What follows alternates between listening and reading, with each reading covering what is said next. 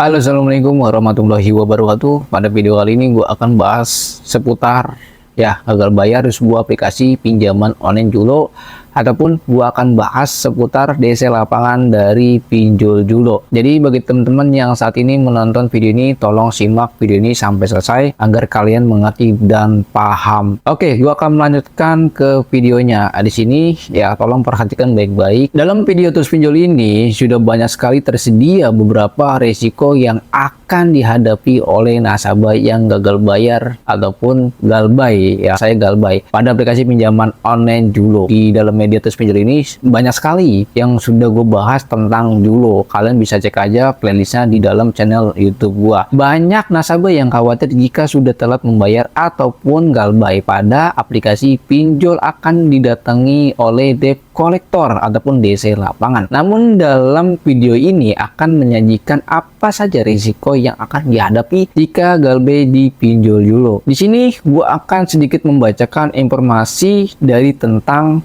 Pinjol Julo. Sini akan gue bacakan artikelnya langsung dari halaman resmi Julo. Tolong ini dengarkan dan kalian bisa perhatikan baik-baik. Dilansir dari laman resmi julo.co.id, Julo adalah sebuah aplikasi atau platform digital di Indonesia yang berizin dan berada dalam pengawasan Otoritas Jasa Keuangan atau OJK dengan nomor registrasi S589-NB.213-2018 sesuai dengan Hukum Republik Indonesia dan Peraturan OJK nomor 77-POJK.01-2016 sehingga Julo menjadi platform kredit digital yang aman, terpercaya, dan cepat dalam pelayanan. Sebagai perusahaan finansial teknologi inovatif yang bertujuan untuk memberikan solusi kredit digital tanpa jaminan KTA kepada masyarakat di Indonesia melalui basis aplikasi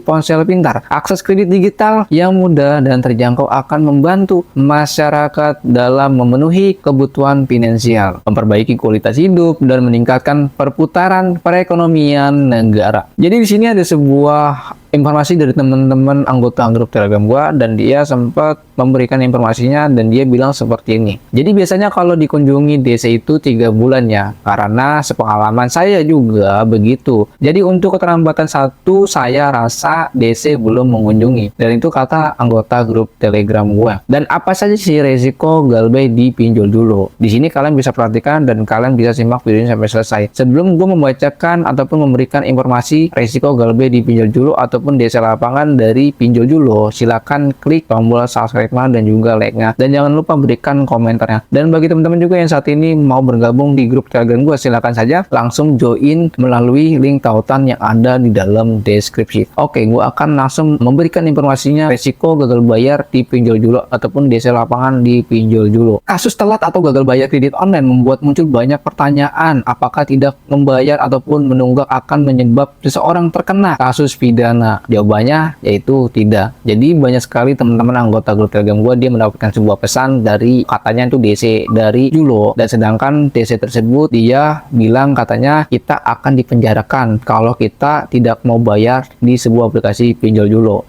Tolong perhatikan ini ya bro. Hal ini mengacu pada Undang-Undang Nomor 39 Tahun 1999 Pasal 19 Ayat 2 HAM, di mana pada undang-undang tersebut menjamin seseorang tidak akan terjerat kasus pidana karena tidak memenuhi kewajiban membayar utang piutang. Jadi dalam Undang-Undang Nomor 39 Tahun 1999 di situ sudah dinyatakan urusan utang piutang itu tidak dikenakan hukuman pidana. Ya bro, ingat, kalian kalau masalah utang piutang tidak akan dipenjara ataupun tidak akan dipidanakan. Namun ini juga bisa menyebabkan seseorang dilaporkan ke pihak berwenang. Mengingat Julo memiliki hak mengambil tindakan hukum ataupun berdasarkan perjanjian kredit yang ditandatangani menggunakan cicilan kredit memang mengasihkan. Kamu bisa membeli barang yang kamu inginkan dengan mudah dan tidak menggerus dana tabungan. Lalu bagaimana jika sering telat membayar cicilan kredit? Nah, berikut merupakan akibat yang bisa kamu dapatkan jika sering telat membayar cicilan kredit.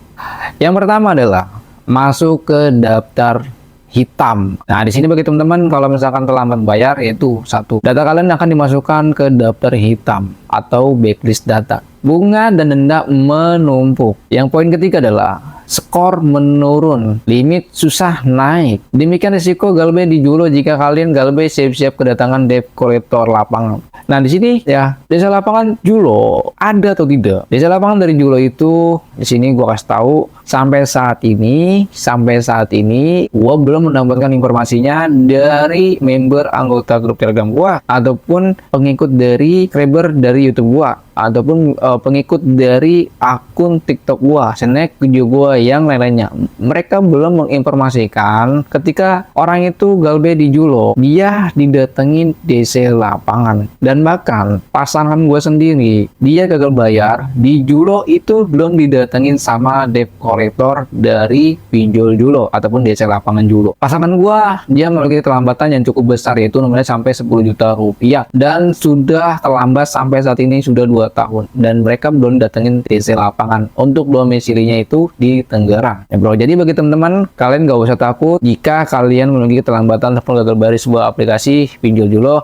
Jangan takut didatengin sama DC lapangan. Dan bagaimana cara menghadapinya ketika kalian terlambat membayar ataupun gagal bayar di sebuah aplikasi pinjol Julo? Yang pertama, kalian kalau misalkan ada bener-bener DC lapangannya mendatangi rumah kalian, hal yang paling utama kalian harus bener-bener terlihat santai dan rileks. Jangan terlihat gugup, rasa takut, santai aja bro. Nah, itu poin pertamanya. Kalian bisa harus menurunkan tensi Anda. Kalian juga harus terlihat santai dan harus bisa terlihat rileks. Itu satu poinnya. Yang kedua poinnya, kalau desanya datang ke rumah Anda, apabila desanya itu menanyakan perihal tagihan Anda, kalian cukup menjawab dengan nada santai dan nada sopan. Maaf pak, saya belum ada uang. Dikarenakan pekerjaan saya lagi macet banget. Kadang-kadang kerja, kadang-kadang enggak. Karena kerjaan saya adalah serabutan. Apabila saya memiliki dana yang cukup, mungkin saya akan membayar melalui aplikasi.